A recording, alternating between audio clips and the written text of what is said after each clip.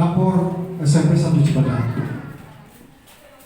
Yang dinilai itu banyak aspek, salah satunya paling nomor 1 yaitu tentang kemampuan literasi siswa. Kemampuan literasi itu kemampuan membaca siswa, kemampuan membaca. Ternyata rapor SMP 1 Cibadak tahun 2023 capaiannya itu sedang 62,20% siswa sudah mencapai kompetensi minimum. Belum baik, tapi sedang, itu ya, sedang. Kalau dibandingkan dengan tahun 2022, rapor 2022 terjadi kenaikan 74,97%. Jadi naiknya cukup tajam. Jadi kemampuan membaca kita itu anak-anak capaiannya sedang.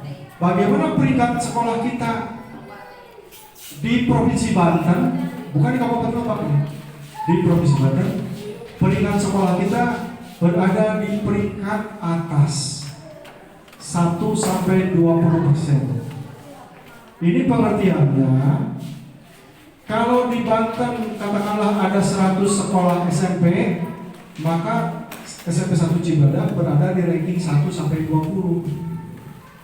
Lamun di Banten SMP na aya 1000 SMP, maka 1 Cibadak rankingnya berada ranking 1-200, bukan ranking seberapa gitu. Ya.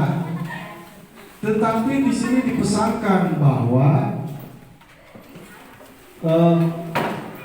perlu upaya mendorong lebih banyak peserta didik dalam mencapai kompetensi minimum. Jadi tidak hanya tentunya kalau mau berhasil tidak hanya sekolah, tapi juga perlu upaya dari orang tua di rumah agar anak rajin membaca. Itu yang pertama yang dinilai. Yang kedua, kemampuan numerasi. Numerasi itu kemampuan berhitung, ngitung. Tadi membaca, akhirnya menghitung. Ternyata rapornya itu hasilnya kurang, Bapak Ibu. Hanya 37,70%, 78% kan, yang sudah mencapai kompetensi minimum. Kurang. Lamun tadi mah sedang, kalau ini mah kurang. Jadi kemampuan matematika anak-anak kurang, ya. Lamun katakanlah 100 siswa, baru 38 orang yang bisa matematika minimum. Walaupun kalau dibandingkan rapor 2022 terjadi kenaikan 30,77%, naik capaiannya, tapi masih kurang. Cuma yang mengembirakan adalah meskipun kurang, tapi ranking sekolah nama, ranking kemampuannya masih di atas. Capaian 37,78 ternyata di atas. Saya juga bingung. Lamun tilu 7,78 di atas kumanu dihanap nah. Jika nama 10 gitu ya 12 gitu. Nah, karena kita cuma 37 tapi di atas Provinsi Banten. Sehingga kita perlu mendorong peserta didik mencapai kompetensi minimum. Jadi kemampuan berhitung itu terus didorong. Biasanya kan anak mau pusing, pusing. Dia tinggal baik. Suruh ngitungnya langsung karena HP buka kalkulator. Jika hidup namanya rumah itu. Ya. Jadi itu yang perlu kita dorong Bapak Ibu sekalian ya, kemampuan berhitung. Budak kok langsung kita ngitung duit, pintar. Itu ya, belum lagi sarwas ya. Lama ngitung hutang pada lahir itu.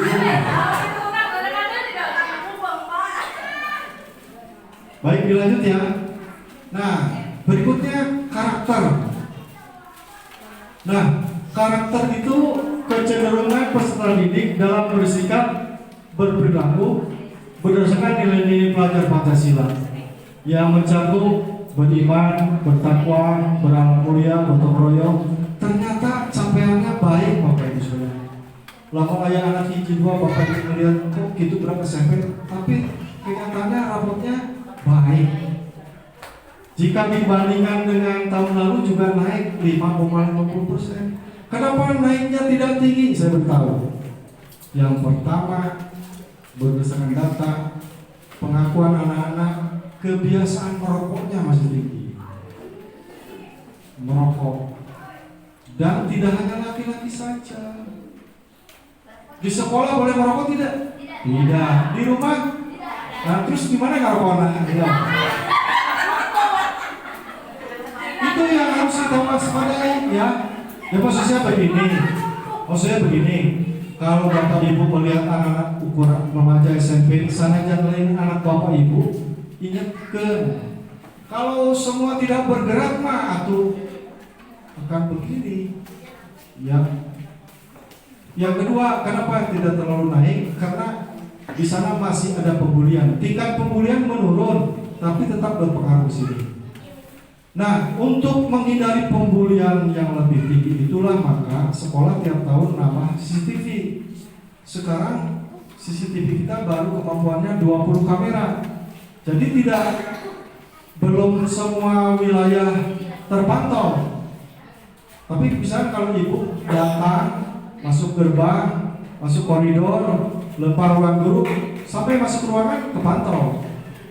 Tapi di belakang sana belum. WC mau lah. Ini yang keluar masuk jurang kepantau, yang keluar masuk kantin kepantau. Tetapi yang belakang-belakang sana belum. Kenapa? Saya tambah terus itu tadi untuk meminimalisir pembulian. Pembulian itu ada pembulian fisik, ada pembulian lewat motor, misalnya diuprak-uprak, sama saja pembulian. Ya. Nah, tetapi secara umum kita naik 5,50%. Dilanjut sekarang. Kalau tadi siswanya, sekarang gurunya. Bagaimana dengan pengalaman pelatihan guru sekarang? Nah, untuk raport 2023 terjadi kenaikan 263%. Artinya dibandingkan 2022, 2023 itu guru-guru banyak mengikuti pelatihan, terutama pelatihan secara online daring, gitu ya. Dan posisi kita untuk guru juga sama, masih di posisi peringkat atas 1 sampai 20%.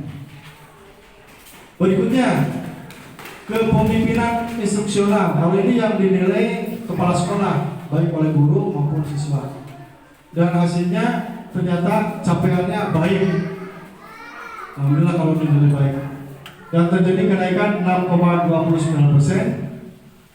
Posisi di sekolah di provinsi untuk kepemimpinan instruksional masih di peringkat atas 1 sampai 20%.